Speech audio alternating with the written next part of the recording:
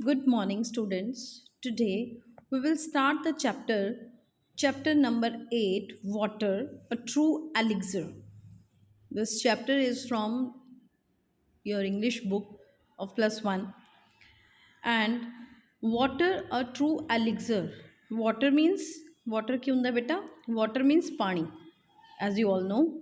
A true elixir. What is elixir? Elixir is something which cures all the ailments, all the diseases.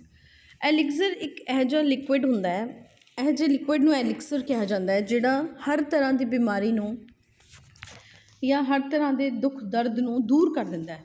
We can call it ਅੰਮ੍ਰਿਤ, ਇਹਨੂੰ ਆਪਾਂ ਅੰਮ੍ਰਿਤ ਵੀ ਕਹਿ ਸਕਦੇ ਹਾਂ. And in other words it can be called panacea, ਇਹਨੂੰ panacea ਵੀ ਕਹਿ ਸਕਦੇ ਹਾਂ. PANA, this is called PANACEA, this is panacea. The water, a true elixir, this chapter has been written by Dr. D.V. Jindal. Dr. D.V. Jindal. He is a PhD in phonetics from Punjab University, Chandigarh. At present, he is in Hyderabad. He has retired from Government College, SCD Government College, Ludhiana. And today we will read the chapter which has been written by him, which is really a beautiful chapter. And he has covered a very important topic through this chapter. Water covers about 75% of our planet. Water ਜਿਹੜਾ ਹੈ ਸਾਡੇ planet ਦਾ, ਸਾਡੇ ਗ੍ਰਹਿ, on which planet do we live? Yes, Earth. ਅਸੀਂ ਕਿਹੜੇ planet ਤੇ ਰਹਿੰਦੇ ਹਾਂ? ਅਸੀਂ Earth ਤੇ ਰਹਿੰਦੇ ਹਾਂ. ਤੇ water ਜਿਹੜਾ ਹੈ, ਪਾਣੀ ਜਿਹੜਾ ਹੈ, ਸਾਡੇ planet ਦਾ 75% ਹਿੱਸਾ ਕਵਰ ਕਰਦਾ ਹੈ.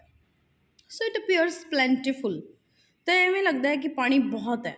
However 97% of that water is salty ocean water, ਜਦ ਕਿ ਜਿਹੜਾ 97% ਵਾਟਰ ਹੈ ਟੋਟਲ ਵਾਟਰ ਦੇ ਵਿੱਚੋਂ ਸੋਲਟੀ ਹੈ, ਉਹ ਨਮਕੀਨ ਹੈ ਅਤੇ ਖਾਰਾ ਹੈ, ਉਹਨੂੰ ਅਸੀਂ ਪੀ ਨਹੀਂ ਸਕਦੇ, ਵਿਚ ਵੀ ਕੈਨੋਟ ਡਰਿੰਕ, ਅਸੀਂ ਪੀ ਨਹੀਂ ਸਕਦੇ.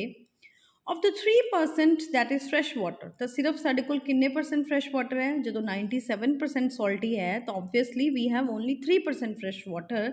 Most is frozen in glaciers, ਉਹਦੇ ਵਿੱਚੋਂ ਵੀ ਬਹੁਤ ਸਾਰਾ ਜਿਹੜਾ ਹੈ ਗਲੇਸ਼ੀਅਰਸ ਦੇ ਵਿੱਚ ਜੰਮਿਆ ਹੋਇਆ ਹੈ. And polar ice caps, poles ਦੇ ਉੱਪਰ ਜਿਹੜਾ ਹੈ ਬਰਫ਼ ਦੇ ਰੂਪ ਵਿੱਚ ਜੰਮਿਆ ਹੈ. As a result, only 1% of the Earth's water may be available for drinking. ਤਾਂ ਅਸੀਂ ਕੀ ਕਹਿ ਸਕਦੇ ਹਾਂ ਕਿ ਸਾਡੇ ਕੋਲ ਸਿਰਫ ਇੱਕ ਪੂਰੇ ਗ੍ਰਹਿ 'ਤੇ ਜਿੰਨਾ ਪਾਣੀ ਮੌਜੂਦ ਹੈ ਉਸ ਦਾ ਸਿਰਫ 1% ਹਿੱਸਾ ਹੀ ਸਾਡੇ ਕੋਲ ਪੀਣ ਵਾਸਤੇ ਅਵੇਲੇਬਲ ਹੈ. Moreover, the Earth's water supply is fixed. ਤਾਂ ਜਿਹੜੀ ਅਰਥ ਤੋਂ ਵਾਟਰ ਸਪਲਾਈ ਆਉਂਦੀ ਹੈ, ਜਿਹੜਾ ਸਾਨੂੰ ਧਰਤੀ ਤੋਂ ਪਾਣੀ ਮਿਲਦਾ, ਉਹ ਫਿਕਸ ਹੈ. No new water is being made. ਕੋਈ ਵੀ ਨਵਾਂ ਪਾਣੀ ਨਹੀਂ ਬਣਾਇਆ ਜਾ ਰਿਹਾ, ਕੋਈ ਇਹੋ ਜਿਹੀ ਫੈਕਟਰੀ ਨਹੀਂ ਹੈ ਜਿਹਦੇ ਵਿੱਚ ਨਵਾਂ ਪਾਣੀ ਬਣਾਇਆ ਜਾ ਸਕੇ. We have the same amount of water now as there was when the earth was created. ਸਾਡੇ ਕੋਲ ਅੱਜ ਵੀ ਉਨਾ ਹੀ ਪਾਣੀ ਹੈ ਜਿੰਨਾ ਕਿ ਉਦੋਂ ਸੀ ਜਦੋਂ ਇਹ ਧਰਤੀ ਬਣੀ ਸੀ. This is the water we have and we must preserve its quality. ਸਾਡੇ ਕੋਲ ਇਹੀ ਪਾਣੀ ਹੈ ਤੇ ਸਾਨੂੰ ਇਸ ਦੀ ਕੁਆਲਿਟੀ ਨੂੰ, ਇਸ ਦੀ ਜਿਹੜੀ ਵਿਸ਼ੇਸ਼ਤਾ ਹੈ, ਜਿਹੜੀ ਇਸ ਦੀ ਖਾਸੀਅਤ ਹੈ, ਉਹਨੂੰ ਸੰਭਾਲ ਕੇ ਪ੍ਰੀਜ਼ਰਵ ਕਰਕੇ ਰੱਖਣਾ ਚਾਹੀਦਾ ਹੈ, ਸਾਡੀ ਡਿਊਟੀ ਹੈ. Water is the foundation of food and life. ਜਿਹੜਾ ਵਾਟਰ ਹੈ, ਜਿਹੜਾ ਪਾਣੀ ਹੈ, ਉਹ ਆਧਾਰ ਹੈ, ਫਾਊਂਡੇਸ਼ਨ ਹੈ ਫੂਡ ਐਂਡ ਲਾਈਫ ਦਾ, ਸਾਡੇ ਖਾਣੇ ਦਾ, ਸਾਡੀ ਜ਼ਿੰਦਗੀ ਦਾ ਆਧਾਰ ਹੈ. ਜਿਸ ਤਰ੍ਹਾਂ ਬੱਚੋ ਤੁਸੀਂ ਸਮਝਦੇ ਹੀ ਹੋ ਕਿ ਪਾਣੀ ਤੋਂ ਬਿਨਾਂ life is not possible, life ਜਿਹੜੀ ਹੈ ਸੰਭਵ ਨਹੀਂ ਹੈ. Next to air, water is our most precious resource.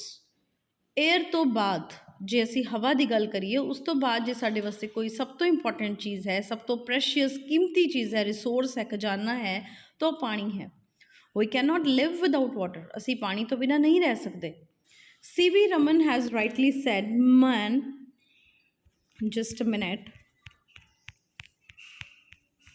Just let me get back to that page. We have lost the track of that page somehow.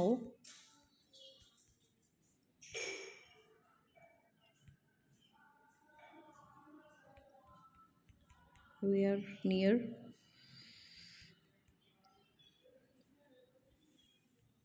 Yes, C.V. Raman has rightly said, Man has through the ages sought in vain for the imaginary elixir of life. CV Raman ने बिल्कुल सही कहा है कि man कई सदियों तो ही sought in vain for the imaginary elixir of life, कि किसी अमृत की खोज विच रहा है, the divine Amrit, a draught of which was thought to confer immortality, कि ऐसा अमृत जिस दी एक बूंद, एक ड्राफ्ट, एक बूंद नाल या आपां कह सकते हैं एक वार ਉਹਨੂੰ ਪੀਣ ਨਾਲ, ਇੱਕ ਕੁੱਟ ਨਾਲ ਜਿਹਨੂੰ ਆਪਾਂ ਕਹਿ ਦਿੰਦੇ ਹਾਂ ਕੁੱਟ draft, which was thought to confer immortality, ਕਿ ਜੇ ਅਸੀਂ ਕੁੱਟ ਵੀ ਉਹਦੀ ਪੀ ਲਈਏ ਤਾਂ ਅਸੀਂ immortal ਹੋ ਜਾਵਾਂਗੇ, ਅਸੀਂ ਅਮਰ ਹੋ ਜਾਵਾਂਗੇ। But the true elixir of life lies near to our hands, ਪਰ ਜਿਹੜਾ ਅਸਲੀ ਅੰਮ੍ਰਿਤ ਹੈ ਉਹ ਇਮੈਜਨਰੀ ਸੀ, ਜਿਹੜੀ ਸਾਡਾ ਕਾਲਪਨਿਕ ਸੀ, ਪਰ ਜਿਹੜਾ ਸਾਡਾ ਅਸਲੀ ਅੰਮ੍ਰਿਤ ਹੈ ਉਹ ਸਾਡੇ ਕੋਲ ਹੈ। For it is the commonest of all liquids plain water, ਉਹ ਸਭ ਤੋਂ ਕਾਮਨ ਹੈ, ਆਮ ਜੀ ਚੀਜ਼ ਹੈ, ਉਹ ਕੀ ਹੈ? ਪਲੇਨ ਵਾਟਰ, ਆਮ ਪਾਣੀ। That's why most of our civilizations and important cities grew on the banks of big rivers only। तो इसे करके बच्चों जो ਜਿਹੜੀਆਂ ਸਾਡੀਆਂ ਸਿਵਲਾਈਜੇਸ਼ਨਸ, ਜਿਹੜੀਆਂ ਸਾਡੀ ਸੱਭਿਆਤਾਵਾਂ ਦਾ ਵਿਕਾਸ ਹੋਇਆ, ਉਹ ਤੁਸੀਂ ਦੇਖਿਆ ਹੀ ਹੈ, ਜਿਹੜੀ ਅਸੀਂ ਹਿਸਟਰੀ ਦੇ ਵਿੱਚ ਸੱਭਿਆਤਾਵਾਂ ਪੜ੍ਹਦੇ ਹਾਂ ਬਹੁਤ ਪੁਰਾਣੀਆਂ ਹੜੱਪਨ, ਮੋਹਿੰਜੋਦਾੜੋ, ਤਾਂ ਇਸ ਤਰ੍ਹਾਂ ਦੀ ਜਿਹੜੀ ਇੰਡਸ ਵੈਲੀ ਸਿਵਲਾਈਜੇਸ਼ਨ, ਇਹ ਸਾਰੀਆਂ ਜਿਹੜੀ ਸਿਵਲਾਈਜੇਸ਼ਨਸ ਨੇ, Mohenjodaro and Harappa is also called Indus valley civilisation, ਇਹ ਜਿਹੜੀਆਂ ਸਿਵਲਾਈਜੇਸ਼ਨਸ ਇਹ ਸਭ ਤੋਂ ਓਲਡੈਸਟ ਸਿਵਲਾਈਜੇਸ਼ਨ ਹੈ। ਤਾਂ ਇਹ ਜਿਹੜੀਆਂ ਸਿਵਲਾਈਜੇਸ਼ਨ ਸੀ, ਜਿਹੜੀਆਂ ਸੱਭਿਆਤਾਵਾਂ ਸੀ, ਇਹ ਸਾਰੀਆਂ ਹੀ ਇਹਨਾਂ ਦਾ ਵਿਕਾਸ ਜਿਹੜਾ ਹੋਇਆ ਉਹ ਨਦੀਆਂ ਦੇ ਕਿਨਾਰੇ ਹੋਇਆ। ਹਰ ਇਨਸਾਨ ਜਦੋਂ ਵੀ ਕਿਤੇ ਰਹਿਣਾ ਚਾਹੁੰਦਾ ਹੈ ਤਾਂ ਉਹ ਪਹਿਲੇ ਹੀ ਦੇਖਦਾ ਕਿ I should have easy access to water, ਕਿ ਮੈਨੂੰ ਪਾਣੀ ਈਜ਼ੀਲੀ ਅਵੇਲੇਬਲ ਹੋਣਾ ਚਾਹੀਦਾ ਹੈ। So our ancient religious texts and epics give a good insight into the water storage and conservation system that prevailed in those days। ਜਿਹੜੇ ਸਾਡੇ religious text ਨੇ, ਜਿਹੜੇ ਸਾਡੀਆਂ ਧਾਰਮਿਕ ਕਿਤਾਬਾਂ ਨੇ, ਐਪਿਕਸ, ਮਹਾਗ੍ਰੰਥ ਨੇ, give a good insight into the water storage, ਉਹ ਸਾਨੂੰ ਦੱਸਦੀਆਂ ਨੇ ਕਿ ਵਾਟਰ ਨੂੰ ਅਸੀਂ ਕਿਸ ਤਰ੍ਹਾਂ ਸਟੋਰ ਕਰਨਾ ਹੈ, ਪਾਣੀ ਨੂੰ ਅਸੀਂ ਕਿਸ ਤਰ੍ਹਾਂ ਸਾਂਭ ਕੇ ਰੱਖਣਾ ਹੈ, ਐਂਡ ਕੰਜ਼ਰਵੇਸ਼ਨ ਸਿਸਟਮ ਦੈਟ ਪ੍ਰੀਵੇਲਡ ਇਨ ਦੋ ਸਿਸਟਮ, ਉਸ ਸਮੇਂ ਦੇ ਵਿੱਚ ਜਿਹੜਾ ਪਾਣੀ ਨੂੰ ਸੰਭਾਲ ਕੇ ਰੱਖਣ ਦੇ ਤਰੀਕੇ ਸੀ, ਉਹਨਾਂ ਬਾਰੇ ਸਾਨੂੰ ਦੱਸਦੇ ਨੇ। The Indus valley civilisation that flourish along the banks of river Indus, ਜਿਹੜੀ ਇੰਡਸ ਵੈਲੀ ਸਿਵਲਾਈਜੇਸ਼ਨ ਦੀ ਅਸੀਂ ਹੁਣ ਜਸਟ ਗੱਲ ਕੀਤੀ ਹੈ, ਉਹ ਕਿਹੜੀ ਰਿਵਰ ਦੇ ਕਿਨਾਰੇ ਹੋਈ? ਇੰਡਸ ਰਿਵਰ ਦੇ ਕਿਨਾਰੇ ਹੀ ਵਿਕਸਿਤ ਹੋਈ। And other parts of western and Northern India about 5000 years ago। ਤੇ and other parts civilization that flourished along the banks of river Indus and other parts of river western and northern India about 5000 years ago had one of the most sophisticated urban water supply and sewage systems in the world। ਜਿਹੜੀ ਸੱਭਿਅਤਾ ਦੀ ਅਸੀਂ ਗੱਲ ਕਰ ਰਹੇ ਹਾਂ, ਉਹਨਾਂ ਦੇ ਵਿੱਚ 5000 ਸਾਲ ਪਹਿਲਾਂ ਦੀ ਬਹੁਤ ਹੀ ਵਧੀਆ ਅਰਬਨ, ਸ਼ਹਿਰੀ, ਸਫਿਸਟੀਕੇਟਿਡ, ਬਹੁਤ ਵਧੀਆ ਵਾਟਰ ਸਪਲਾਈ ਸਿਸਟਮ ਸੀ, ਪਾਣੀ ਦੇ ਆਉਣ ਦਾ ਤਰੀਕਾ, ਸੀਵੇਜ ਸਿਸਟਮ ਜਿਹੜਾ ਅਸੀਂ ਡਰੇਨੇਜ ਕਹਿ ਦਿੰਦੇ ਹਾਂ ਜਿਹਨੂੰ, ਡਰੇਨ ਕਿਸ ਤਰ੍ਹਾਂ ਹੋਏਗਾ, ਪਾਣੀ ਨਿਕਲੇਗਾ ਕਿਵੇਂ, ਉਹ ਸਿਸਟਮ ਵੀ ਬਹੁਤ ਵਧੀਆ ਸੀ। The fact that the people were well acquainted with hygiene can be seen from the covered drains running beneath the streets of the ruins at both Mohenjo-daro and Harappa। ਇਸ ਗੱਲ ਦਾ ਸਾਨੂੰ ਇੱਥੋਂ ਪਤਾ ਚੱਲਦਾ ਕਿ ਜਿਹੜੇ ਲੋਕ ਸੀ ਦੇ ਵਰ ਵੈਲ ਐਕੁਆਇੰਟਡ ਵਿਦ ਹਾਈਜੀਨ, ਉਹਨਾਂ ਨੂੰ ਆਪਣੀ ਸਿਹਤ ਦਾ ਸਾਂਭ ਸੰਭਾਲ ਦਾ ਬਹੁਤ ਖਿਆਲ ਸੀ। ਇਸ ਗੱਲ ਦਾ ਸਾਨੂੰ ਕਿਸ ਤਰ੍ਹਾਂ ਪਤਾ ਚੱਲਦਾ ਹੈ ਕਿ ਜਿਹੜੇ ਉਹਨਾਂ ਦੇ ਡਰੇਨਸ ਸੀ, ਜਿਹੜੇ ਉਹਨਾਂ ਦੀ ਨਾਲੀਆਂ ਸੀ, ਉਹ ਵੀ ਕਵਰਡ ਸੀ, ਉਹ ਢੱਕੀਆਂ ਹੋਈਆਂ ਸੀ। Running beneath the streets of the ruins of Mohenjodaro and Harappa. Mohenjodaro ਅਤੇ ਹੜੱਪਾ ਦੇ ਜਿਹੜੇ ਰਿਊਨਸ ਸਾਨੂੰ ਮਿਲੇ ਨੇ, ਜਿਹੜੇ ਸਾਨੂੰ ਅਵਸ਼ੇਸ਼ ਮਿਲੇ ਨੇ, ਉਹਨਾਂ ਦੇ ਜਿਹੜੀ ਗਲੀਆਂ ਮਿਲੀਆਂ ਨੇ, ਉਹਦੇ ਥੱਲੇ ਜਿਹੜੀਆਂ ਨਾਲੀਆਂ ਸੀਗੀਆਂ ਉਹ ਕਵਰਡ ਸੀ, ਜਿਸ ਤਰ੍ਹਾਂ ਸਾਡੇ ਅੱਜ ਕੱਲ੍ਹ ਹੁੰਦੀਆਂ ਨੇ। In the forest, water seeps gently into the ground as vegetation breaks the flow of water। ਜੰਗਲਾਂ ਦੇ ਵਿੱਚ ਕੀ ਹੁੰਦਾ, ਜਿਹੜਾ ਵਾਟਰ ਹੈ ਹੌਲੀ ਹੌਲੀ ਸੀਪ ਕਰਦਾ ਹੈ ਗਰਾਊਂਡ ਦੇ ਵਿੱਚ, ਹੌਲੀ ਹੌਲੀ ਧਰਤੀ ਦੇ ਵਿੱਚ ਚਲਾ ਜਾਂਦਾ ਹੈ। As vegetation brakes the flow of water, ਕਿਉਂਕਿ ਜਿਹੜੇ ਵੈਜੀਟੇਸ਼ਨ ਉੱਥੇ ਹੁੰਦੀ ਹੈ, ਪੇੜ ਪੌਦੇ ਹੁੰਦੇ ਨੇ, ਉਹ ਪਾਣੀ ਦੇ ਫਲੋ ਨੂੰ ਤੋੜਦੇ ਨੇ। ਦ ground water in turn feeds Wales. ਤਾਂ ਜਿਹੜੇ ਗਰਾਊਂਡ ਵਾਟਰ ਹੈ ਉੱਥੋਂ ਪਾਣੀ ਕਿੱਥੇ ਪਹੁੰਚਦਾ? ਵੈਲਸ ਦੇ ਵਿੱਚ, ਕੂਇਆਂ ਦੇ ਵਿੱਚ, ਖੂਹ ਦੇ ਵਿੱਚ, ਲੇਕਸ ਐਂਡ ਰਿਵਰਸ, ਲੇਕਸ ਅਤੇ ਰਿਵਰਸ ਦੇ ਵਿੱਚ, ਨਦੀਆਂ ਦੇ ਵਿੱਚ। Protecting forest means protecting water catchments. ਅਸੀਂ ਅਗਰ ਪਾਣੀ ਨੂੰ ਪ੍ਰੋਟੈਕਟ ਕਰਦੇ ਹਾਂ, ਜਾਂ ਅਸੀਂ ਫੋਰੈਸਟ ਨੂੰ ਅਗਰ ਪ੍ਰੋਟੈਕਟ ਕਰਦੇ ਹਾਂ, ਤਾਂ ਇਸ ਦਾ ਮਤਲਬ ਹੈ ਕਿ ਅਸੀਂ ਆਪਣੇ ਵਾਟਰ ਕੈਚਮੈਂਟਸ, ਵਾਟਰ ਨੂੰ ਪ੍ਰੋਟੈਕਟ ਕਰ ਰਹੇ ਹਾਂ।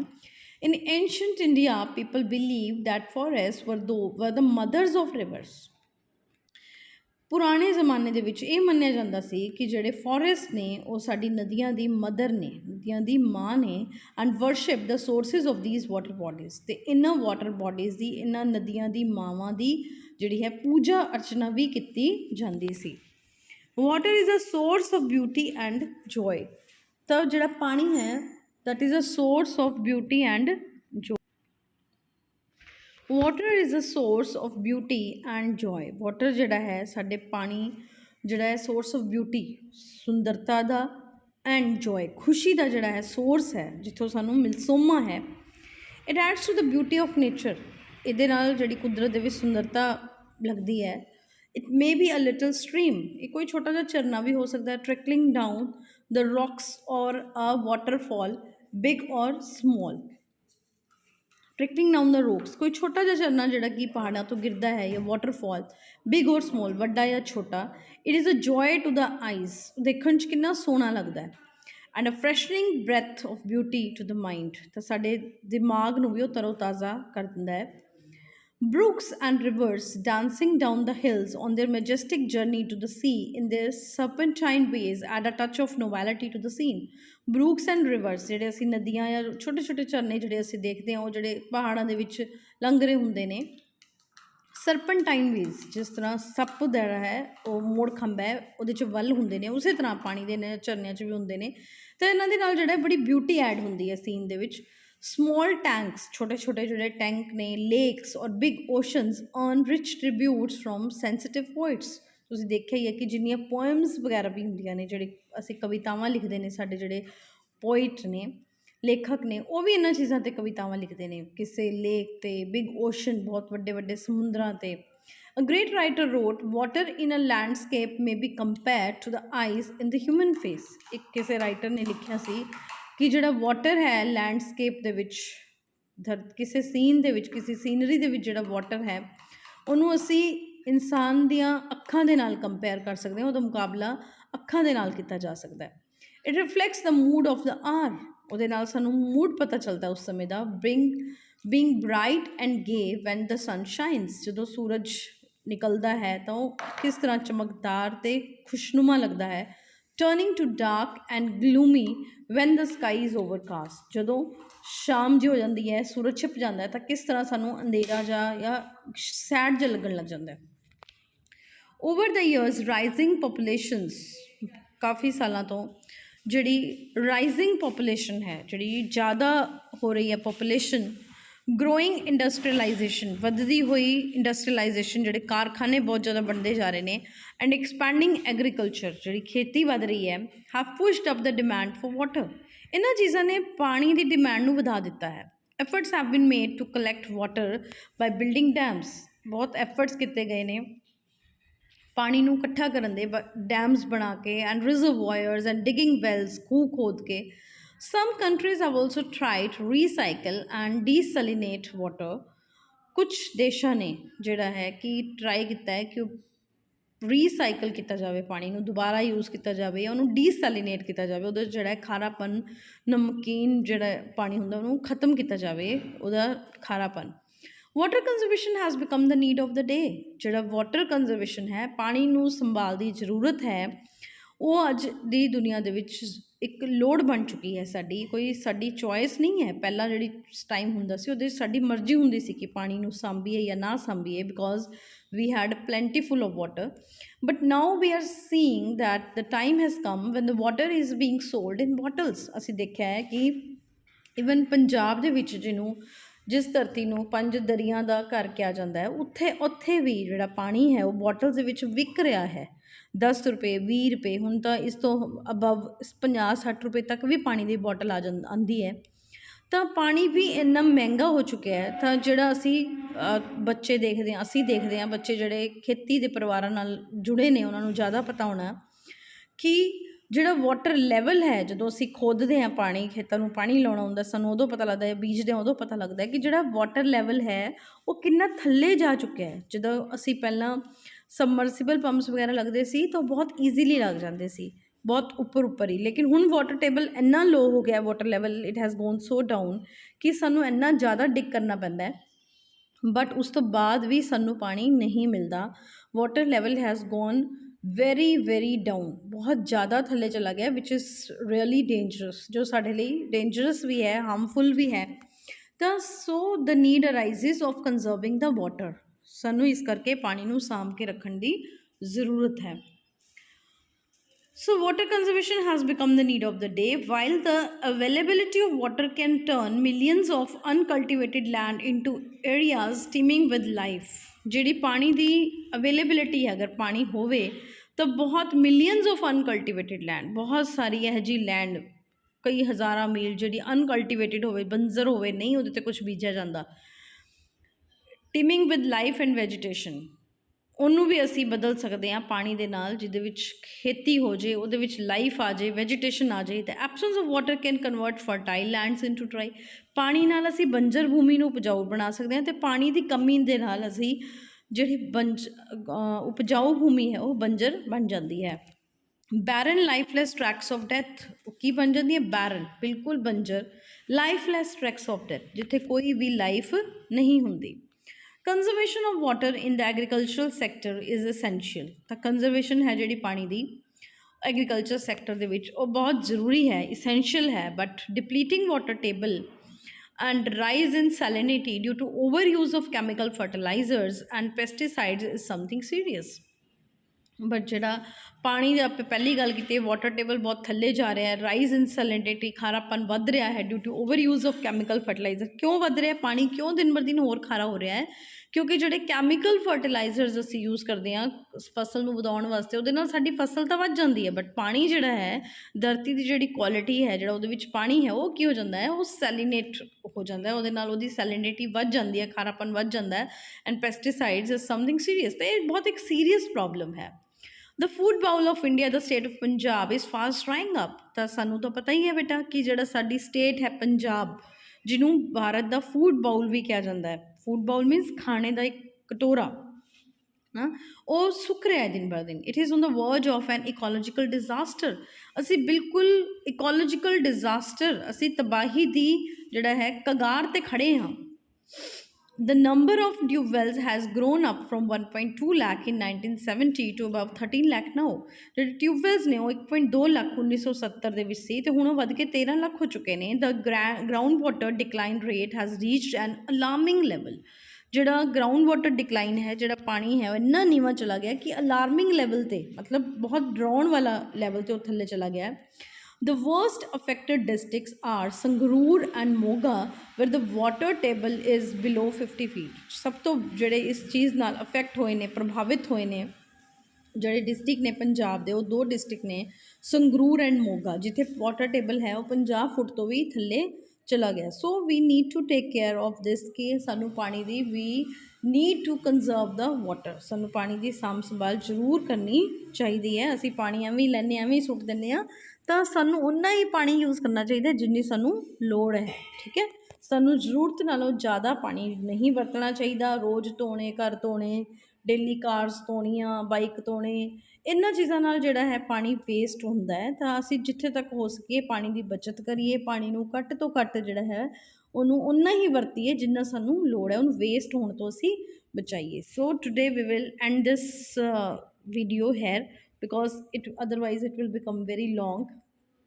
ਤਾਂ ਫਿਰ ਤੁਸੀਂ ਬੱਚੋ ਇਹਨੂੰ ਦੇਖਣ ਦੇ ਵਿੱਚ ਥੋੜ੍ਹਾ ਤੁਹਾਨੂੰ ਦਿੱਕਤ ਹੋ ਸਕਦੀ ਹੈ ਕਿ ਇੰਨੀ ਲੰਬੀ ਵੀਡੀਓ ਅਸੀਂ ਕਿਸ ਤਰ੍ਹਾਂ ਦੇਖੀਏ। So we will keep it short and in the next video we will complete the chapter. So till then stay tuned and thanks for watching.